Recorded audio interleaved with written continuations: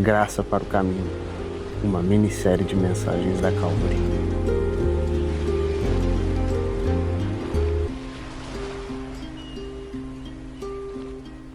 Hoje finalizamos uma série preciosa, foi uma série preciosa, que foi Graça para o Caminho. É o último sermão dessa série. E nessa série a gente falou sobre graça que nos encontra, a gente falou também sobre a graça que nos transforma, falamos sobre a graça que nos sustenta, e hoje vamos falar sobre a graça que nos envia. Graça que nos envia. E pensando nesse tema, pensando no nome da série, no nome do tema, pensei bastante. E pensando sobre essas palavras, sobre essa temática, me fez pensar sobre algumas questões sobre caminho, jornada, e isso me fez lembrar sobre histórias. Sobre história, porque toda boa história tem uma jornada. Toda boa história tem um caminho. E quem aqui gosta de uma boa história? Quem aqui gosta de uma boa história? Acho que todos, né? E eu acho que a gente gosta desde que a gente é criança. Eu lembro que eu gostava de ouvir as mesmas histórias, eu pedia para minha mãe repetir a mesma história, ela terminava, eu pedia, lê de novo, uma vez mais, quem nunca fez isso? E a gente já sabia, às vezes, até as falas dos personagens que a gente curtia, né, dos protagonistas. E quando acabava a história, a gente ficava se imaginando naquele mundo, como que seria se eu estivesse lá? Como seria se eu fosse o Homem-Aranha? Quem nunca, né? E sinceramente, eu acho que não fica só para a infância. Isso nos acompanha na nossa vida adulta, vai nos acompanhando. Só que os gostos vão mudando. Claro, né? Tem umas pessoas que gostam de fantasia. Eu, por exemplo, gosto de Senhor dos Anéis. Não posso deixar de falar. E gosto, assim, gosto muito. E todo ano eu tenho que assistir pelo menos uma vez. E tem pessoas que para isso é absurdo. Fala, cara, você já sabe como vai acabar a história. Por que você quer ver de novo? Mas a história é boa, merece ser vista. Mas tem gente que prefere ação, tem pessoas que preferem ficção, como a gente já falou, drama, filmes históricos, terror. Mas seja o que for, são histórias. São histórias. E a pergunta que fica quando a gente reflete sobre histórias, pelo menos para mim, é por que a gente gosta tanto de história? Por que é algo tão humano? Você vê em todas as sociedades existem histórias sendo contadas. E claro, logo de cara tem várias razões, possíveis razões. Nossa imaginação vai longe, a gente gosta desse tipo de viagem na cabeça. A gente se identifica com os personagens, com o protagonista, alguns até com o vilão. A gente entra na história só que para mim tem uma razão que talvez é mais forte, até mais profunda do que essas razões. E é que dentro de nós tem um anseio por participar de uma história. Parece que existe aquela, nossa, eu gostaria de estar lá, eu gostaria de participar de algo maior que eu mesmo. E esse anseio é muito forte, e eu acho que ninguém consegue viver além desse anseio, ou longe disso, de alguma forma ou outra. E isso a gente vê na vida das pessoas, né? Algumas pessoas vão crer que elas são os protagonistas, e a história é sobre elas. Né? Elas vão viver em prol dos desejos delas, dos desejos, do que elas acham que é importante. Às vezes elas vão viver absorvidas por histórias da sociedade, algo que está acontecendo. Às vezes vão viver absorvidas pela história de outra pessoa, que também se acha uma protagonista. Tem outros que vão se sentir fora de qualquer história. E acho que esse talvez é a pior coisa que pode acontecer com uma pessoa, porque não fazer parte de uma história para ela seria basicamente o mesmo do que não existir.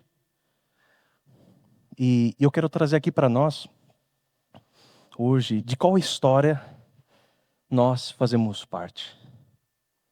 De qual história você faz parte. E talvez logo de cara fica muito claro, nós que somos cristãos, nós que pertencemos a Deus, a gente faz parte de uma história de redenção. E não é uma história que nós somos os protagonistas. Isso já fica claro. Deus é o protagonista da história. E é uma história que tem começo, que tem meio, que tem fim, que já está garantido pelo autor dessa história. E nós entramos nessa história como coadjuvantes do protagonista. E tem mais, essa história de redenção é marcada pela graça de Deus. É marcada pela graça de Deus. Porque se fosse por merecimento, a gente não seria coadjuvante. Nós seríamos antagonistas. Nós seríamos os vilões. Porque no começo a gente foi contra o protagonista da história. Então a gente merecia a punição que o vilão merece nos filmes, nas histórias que a gente conhece. Mas houve graça. Houve graça. E, de novo, nos últimos domingos a gente tem falado sobre essa graça. Graça que nos alcança, que nos transforma, que nos sustenta e hoje que nos envia. E eu quero ler o texto com vocês de hoje. 2 Coríntios 5, 18 a 21. Por favor, abram comigo. Segunda carta aos Coríntios, capítulo 5, versículo 21.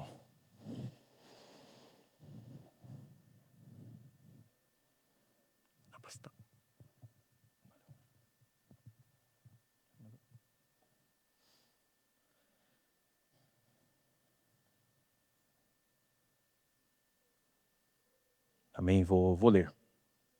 O texto diz assim: tudo isso provém de Deus, que nos reconciliou consigo mesmo por meio de Cristo e nos deu o ministério da reconciliação. Ou seja, que Deus em Cristo estava reconciliando consigo o mundo, não levando em conta o pecado dos homens, e nos confiou a mensagem da reconciliação. Portanto, somos embaixadores de Cristo, como se Deus estivesse fazendo o seu apelo por nosso intermédio. Por amor a Cristo lhe suplicamos, reconciliem-se com Deus. Deus tornou o pecado por nós aquele que não tinha pecado, para que nele nos tornássemos justiça de Deus. Vamos orar mais uma vez. Grandioso Pai, te peço, Deus, fale aos nossos corações através da Tua palavra, e que pela ação do Teu Espírito Santo em nós, Pai, nós entendamos não somente cognitivamente, não somente teoricamente, mas que essa verdade seja aplicada às nossas vidas, Pai. Entendamos como viver a partir dessas verdades, Deus. Nos ajude, Deus. Pedimos em nome de Jesus. Amém. Paulo aqui está falando aos Coríntios sobre envio. Sobre envio, ele está comissionando, está lembrando eles da missão. E lembrando eles que são embaixadores de Cristo. E ele faz uma coisa muito interessante nesses versículos. Ele está lembrando eles de onde que eles vieram. Ele lembra eles o que Deus fez. O que Deus fez na vida deles. E é como ele estivesse motivando eles de alguma forma. E eu penso muito numa imagem como se fosse um jogador de futebol que vai jogar o primeiro jogo profissional dele. Ele está no vestiário, refletindo e talvez pensando sobre a história dele. Eu vim daqui, os sacrifícios que ele fez, o processo que levou até chegar lá, os sacrifícios da família. E aquilo é como se colocasse ele no lugar certo, em direção ao campo de futebol. E eu vejo que Paulo está fazendo algo parecido, algo semelhante, de alguma forma. Ele está dizendo em outras palavras, vocês não estão sendo enviados do nada, nem ao acaso. Não foi do nada que Deus está enviando vocês. Vocês têm uma história com Deus. Deus já fez muito por vocês. Deus já fez muito em vocês. E no texto, a gente consegue ver esse primeiro ato de Deus nessa história de redenção. E eu vou dividir o sermão em 3 atos. Já que a gente está falando tanto de história, vai ser 3 atos da redenção de Deus. E em primeiro lugar, no primeiro ato, a gente vê que Deus reconcilia o irreconciliável. Versículo 18 e 19 diz assim: tudo isso provém de Deus, que nos reconciliou consigo mesmo por meio de Cristo e nos deu o ministério da reconciliação. Ou seja, que Deus em Cristo estava reconciliando consigo o mundo, não levando em conta os pecados dos homens, e nos confiou a mensagem da reconciliação. E esse trecho, ele vai fazer, claro, uma grande alusão àquilo que a gente falou na primeira pregação, que é a graça que nos encontra. E tem um detalhe aqui que muitas vezes passa batido. E talvez, por causa disso, por causa da gente ouvir tanto muitas vezes sobre essa graça, parece que a gente não sente esse peso, não sente esse assombro do que aconteceu de fato. E a gente não sente o peso dessa verdade, de que diante do nosso pecado, Deus foi o principal agente da reconciliação. Deus é o principal agente da reconciliação. E eu me lembro de uma situação, uma vez numa roda de perguntas e respostas, perguntaram para um pastor o seguinte, falaram: pastor, você não acha que Deus pegou muito pesado com Adão e Eva? Porque assim, Deus afastou Adão e Eva, todo o processo, uma separação completa, expulsa eles, milhares de pessoas pagam por isso até hoje, e Adão e Eva só roubaram, só pegaram um fruto. É que não foi, Deus não pegou muito pesado? E o pastor, um pouco indignado, ele responde: olha, na verdade o castigo tinha que ter sido infinitamente mais pesado. Infinitamente mais pesado. Porque a lógica é simples: quanto maior o nível do ser que você ofende, maior a ofensa e maior a punição, consequentemente. Eu vou dar um exemplo. Se você mata uma formiga, você matou um ser vivo. Vamos diminuir. Um ser vivo. Mas ninguém vai te investigar para ver se foi culposo, foi doloso. Vamos ver essa formiga. Qual que é o contexto da formiga? Ninguém. Agora, se você fizer algo contra um ser humano, a ofensa é maior. É claro. Punição vai ser equivalente. Agora pense comigo. Quando a ofensa é contra Deus, infinito, eterno em poder e glória, é o quê? É uma ofensa infinita. É uma ofensa infinita. E se a ofensa é infinita, a resposta lógica seria uma punição infinita.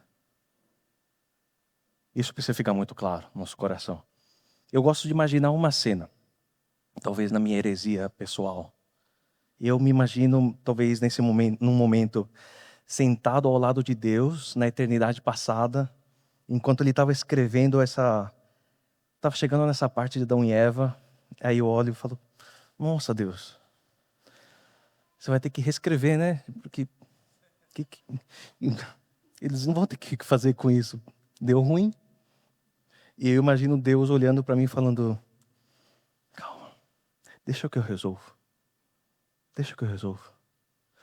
E por que foi isso? Porque foi isso. A iniciativa da reconciliação veio de Deus.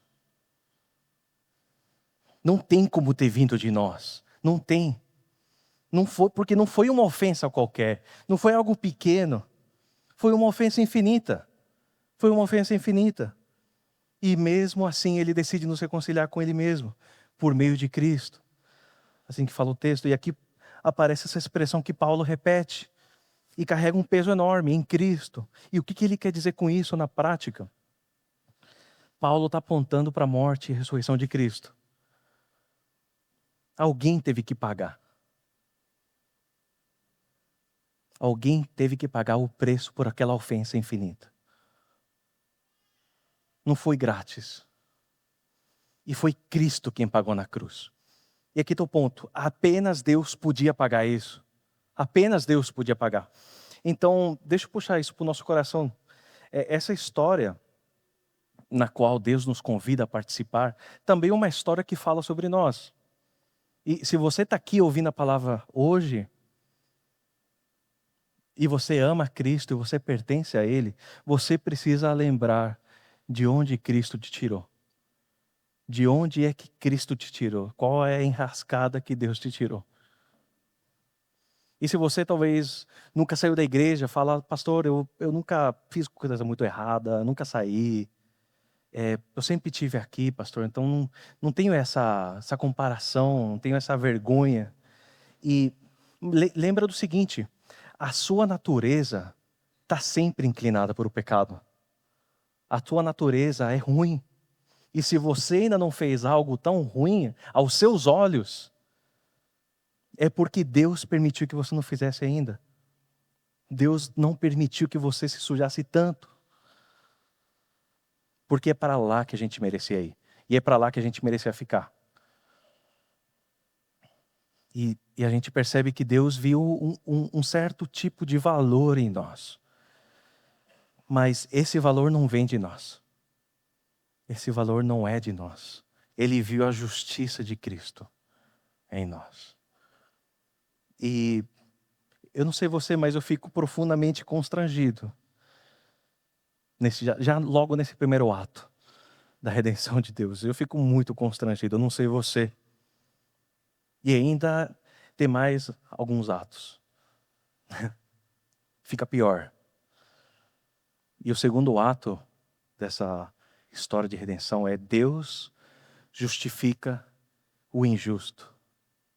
A gente pula para o versículo 21, que diz assim: Deus tornou pecado por nós aquele que não tinha pecado, para que nele nos tornássemos justiça de Deus.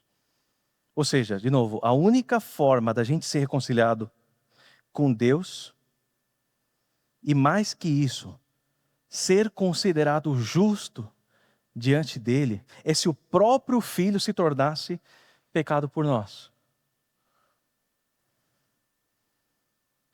E isso faz com que aquele primeiro ato de Deus tomando iniciativa, que já é graça pura, que já é algo infinito em amor, é como se você multiplicasse por 2 o infinito. Fica infinito por 2. Parece algo além da lógica. Porque pensa comigo. Deus perdoar uma ofensa infinita já é algo chocante. Deus tomar a iniciativa já é algo chocante. Já é um tipo de amor que a gente não consegue imaginar, mas não para por aí. Porque se você olhar de um jeito maldoso, alguém poderia dizer, tá, mas o que isso custa para Deus? A gente é tão pequeno. É como se um rei tivesse que perdoar a dívida de um mendigo. O que isso significa para o rei? Nada. Para o mendigo, tudo. Mas para o rei, absolutamente nada. Talvez o rei poderia simplesmente perdoar porque não quer gastar mais neurônios com aquilo, não quer ver um mendigo mais na frente dele e falar, só vai e me deixa em paz. Alguém poderia alegar isso. Mas só que não foi isso que aconteceu. Porque o infinito rei, o rei dos reis, diante dessa ofensa nossa, para consertar o dano, ele precisou se encarnar. Ele precisou sofrer. Ele precisou morrer. Ele precisou pagar com seu próprio sangue puro. Se isso não é chocante para você, e pensa ainda num detalhe, mesmo não tendo pecado, mesmo nunca tendo conhecido o pecado, Cristo teve que carregar no seu próprio corpo as marcas do pecado. As marcas, os sinais do pecado, a dor, o sono, a fome, a tristeza, decadência do corpo. E ele não pecou. E não pecou. Ele carregou sobre ele os pecados e não pecou. E é isso que significa imputar. Os nossos pecados estavam sobre ele. O que a gente merecia pagar, ele teve que pagar. E, por outro lado, acontece algo também absurdo. Ao mesmo tempo, a sua justiça é imputada a nós. Nós nos tornamos justos. Então, Deus imputa o pecado a Cristo para imputar a sua justiça sobre nós. Isso é uma loucura. Isso é uma loucura. Então, por meio disso, a gente se torna justo, a gente se torna filho de Deus, a gente se torna amigo de Deus. E essa é a graça que nos transforma, que nos sustenta. Assim como a gente viu no segundo e terceiro sermão nessa série, a graça que nos tira de um molde de pecado e nos torna justos filhos de Deus. E eu vou ser bem direto. Isso me constrange ainda mais. Eu não sei você. Porque fica pior ainda. Fica pior. Ou melhor, né? Fica pior para o nosso coração. Porque a justiça é um ato único de Deus. É algo que Ele faz na história. Mas Ele ainda se propõe a caminhar conosco e a nos santificar num processo, habitando em nós, para nos sustentar na jornada. Isso não é loucura? Então deixa eu só recapitular. Diante do pecado infinito, Deus decide nos perdoar. E para nos perdoar, Ele decide se sacrificar em profunda humilhação para nos tornar justos. E decide habitar em nós e caminhar ao nosso lado, nos sustentando eternamente. Se tudo parasse por aqui, já seria uma história de amor e de graça incrível. De novo, eu me imagino do lado de Deus na eternidade passada, enquanto Ele está escrevendo essa parte. Eu falo, Deus, o que eu posso dizer? Chega, né? Acho que não faz sentido, mas o Senhor está fazendo já. Tá bom, né? E Deus olhando, calma, filho, tem mais. E o desfecho vai ser perfeito. Desfecho vai ser perfeito. E a gente vai em direção ao terceiro ato dessa história. Deus envia o que estava sem rumo. Deus envia o que estava sem rumo. No versículo 20. Portanto, somos embaixadores de Cristo, como se Deus estivesse fazendo o seu apelo por nosso intermédio. Por amor a Cristo lhe suplicamos, reconciliem-se com Deus. E se não bastasse tudo o que Ele já fez, Ele decide nos enviar para que sejamos agentes dessa reconciliação. Então, a gente faz parte de uma história de redenção. Isso precisa ficar muito claro para nós. E até agora, nesses 2 primeiros atos que a gente viu, parece que a gente participa fortemente de forma passiva. Existem alguns movimentos nossos, mas principalmente de forma passiva. A gente recebe esses presentes. E como é bom receber. Como é bom receber. Como isso é precioso. E agora no terceiro ato, Deus parece que está nos chamando de uma forma mais ativa. Mesmo que envolva um processo passivo, onde a gente recebe da sua graça para ser enviado, mas Ele fala, agora vai, vão. E aqui pode morar um perigo, porque a gente pode ser levado a cobiçar essa graça e a não compartilhá-la. Isso, nosso coração é assim, infelizmente. Ou pior, a gente pode começar a pensar que ser embaixador é um peso. Que peso. E é como se a gente dissesse, Deus, eu estava tão bem aqui, recebendo todos esses presentes, obrigado. Mas por que eu tenho que sair desse ar-condicionado, aqui de boa, e ir lá e falar com aqueles que não estão dando bola para você? Por quê? Pensa comigo por um momento. O Deus que perdoou a nossa ofensa, que se humilhou, infinitamente, decide habitar em nós, nos comissiona, decide usar a gente acha ruim, a gente pode achar isso ruim, a gente pode achar isso pesado, difícil, e sinceramente talvez é difícil, sim. É difícil. Se bobear é impossível. Mas quem garante o sucesso dessa missão é Deus. Quem garante esse sucesso é o próprio Deus. Porque, olha o privilégio. A gente passou de um estado sem rumo algum, sem esperança, sem a possibilidade de reconciliação, sem nenhuma perspectiva, merecedores do castigo eterno, para representantes da glória de Deus. Você percebe a discrepância? E o que seria essa missão de embaixador? E é isso, onde você estiver, o reino de Deus está lá representado. Os interesses do reino de Deus estão lá representados. A história não é mais sobre você. E que nem esses dias que a gente viu os embaixadores lá na Europa falando sobre a Groenlândia, os embaixadores dos Estados Unidos. A gente não sabe o nome desses embaixadores, mas a gente sabe que eles eram embaixadores americanos preocupados e tudo que eles representam são os interesses dos Estados Unidos. É assim conosco. Não é mais sobre nós, sobre os nossos interesses.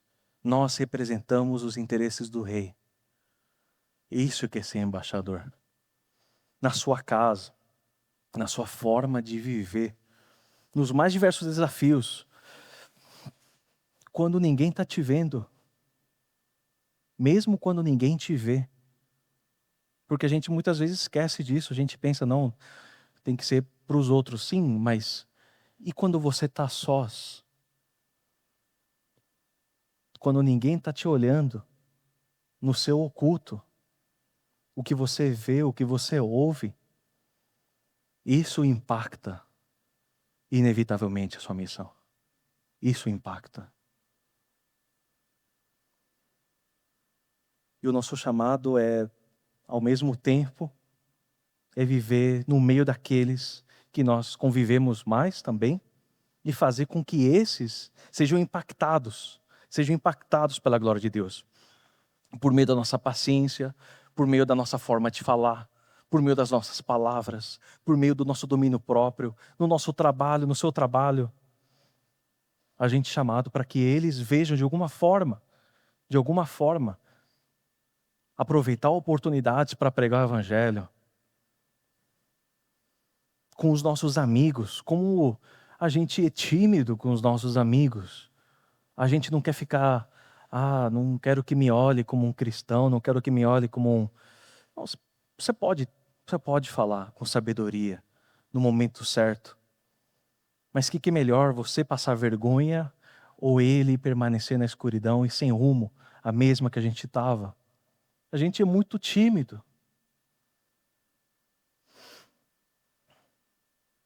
Por meio da nossa vida, essa é a ideia. Aqueles que estavam sem rumo, aqueles que estavam em escuridão, são chamados ao arrependimento e à reconciliação com Deus, por meio da nossa vida. E se isso não acontecer, de alguma forma, a gente não está sendo embaixador de Deus. E se a gente não está sendo embaixador de Deus, a gente talvez não compreendeu a graça de Deus. Não compreendemos. Porque se fosse bom, a gente falaria. Os outros veriam. E eu não sei o desafio que você está enfrentando hoje. No seu dia a dia, eu não sei o peso. Eu não sei o que a gente vai viver nesse ano. Eu não sei. Eu não sei se você chora, se você anseia, se você sofre dores por situações extremas. Mas, meu irmão, lembre que a história da qual você participa tem um final glorioso. tem um final glorioso. E eu quero que você imagine um momento comigo, por um momento. Imagine que você está dentro da sua história favorita. No momento mais tenso, mais desesperador do protagonista dessa história. E você tem 1 minuto para falar com aquele protagonista. Eu vou me imaginar no Senhor dos Anéis. Me imagino na Montanha da Perdição, um Frodo, no momento mais tenso. Ele está quase lá, mas ele não tem forças. Vai chegar lá finalmente, mas ele está quase morto, com dores, com feridas. E, além disso, o peso psicológico. Ele sabe, para ele não vai voltar vivo. Ele vai chegar lá, vai conseguir e vai morrer. E eu me imagino lá naquele momento falando para ele: cara, vai dar tudo certo. Vai dar tudo certo, Frodo.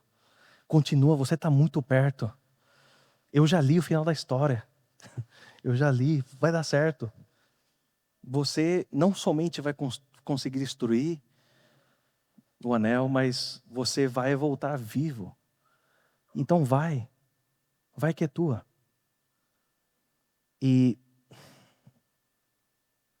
é isso que Jesus diz para nós, no nosso momento mais desesperador. É como se Jesus, no nosso pior momento, nosso momento mais difícil, ao nosso lado diz: filho, vai dar tudo certo. Vai dar tudo certo. Eu estou com você aqui do seu lado. Eu estou com você. Continua, você está muito perto. Eu já escrevi o final da história. E eu vi que você vai conseguir. Porque eu estou aqui. Eu estou aqui. E não só isso. Você está perto de casa, filho. Você vai voltar vivo para casa. Onde você vai morar eternamente comigo. Por isso, continua. Só continua. E essa realidade, Deus está nos enviando, meus irmãos. Deus está nos enviando para reconciliar o mundo consigo mesmo. E na direção desse envio, a gente vai olhando para a eternidade. E a gente faz com que outras pessoas vejam relances, vejam reverberações dessa eternidade na nossa vida. Porque o fim é glorioso. O fim é glorioso. E é isso que nos motiva.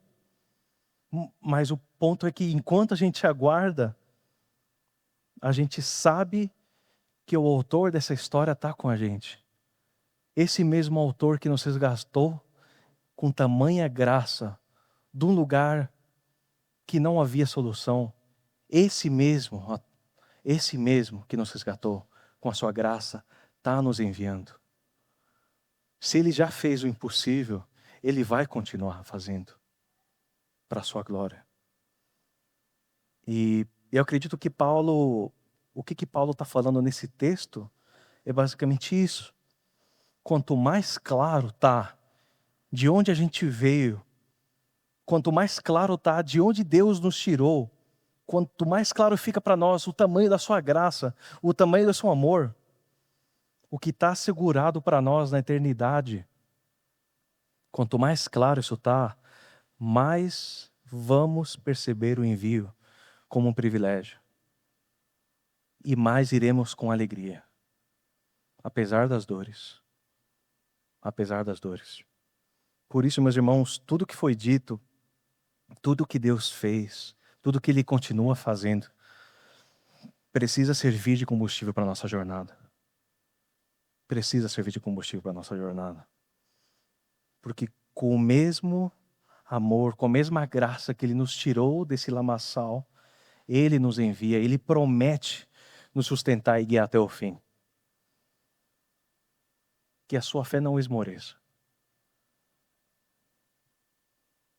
Que a sua fé não esmoreça. Você está em boas mãos. Você está em boas mãos. E a jornada não vai ser fácil. Nós vamos sofrer no processo, vamos ser mal compreendidos, seremos caluniados, seremos perseguidos. Nós vamos sofrer na própria pele, a dor de nos negarmos em prol de viver para aquele que é o protagonista. Mas tenha bom ânimo. Tenha bom ânimo porque Cristo venceu o mundo. Cristo venceu o mundo. Amém? Vamos orar. Oh, grandioso Pai, como é bom saber que fazemos parte de uma história, Pai. E não é qualquer história. Não é qualquer história, Pai. É uma história de redenção. É uma história onde Deus reconcilia tudo para si, Pai. E o Senhor é glorificado no fim de todas as coisas, Pai. Por isso, Deus, nos ajude a entender, nos ajude a perceber claramente, Pai, esses movimentos da Sua graça, os movimentos de como o Senhor nos resgatou, como o Senhor nos deu um propósito para viver para Ti, Pai. Nos ajude a viver para Ti, Deus. Compreendendo claramente, Deus, quem Tu és. Te pedimos, Deus, nos guie nessa jornada, Pai, porque tão frequentemente somos tentados a nos tornarmos os protagonistas dessa história, Pai. E é isso que gera tanto conflito, que nos momentos mais difíceis nós queremos viver para nós mesmos, queremos fugir da missão, ou pensamos que viver para nós mesmos é mais rentável, é melhor, é mais fácil. Mas pedimos, Deus, guarde o nosso coração para que vivamos para Ti, em Ti, participando daquilo que o Senhor nos chama a participar, Pai. Pedimos, Deus, em nome de Jesus. Amém.